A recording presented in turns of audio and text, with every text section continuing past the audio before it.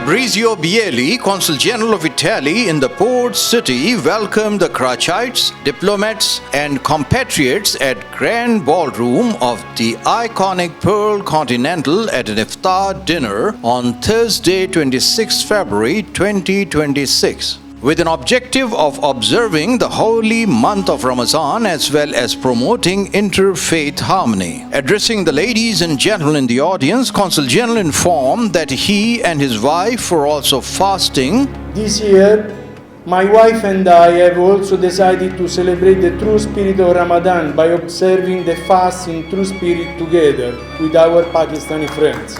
Citing Holy Quran's verse, with hardship comes ease, he held that Ramazan was a clear reflection of the very concept. Entails sacrifice of the mind and body while enriching one's soul to advocate goodness, mannerism, humility and generosity.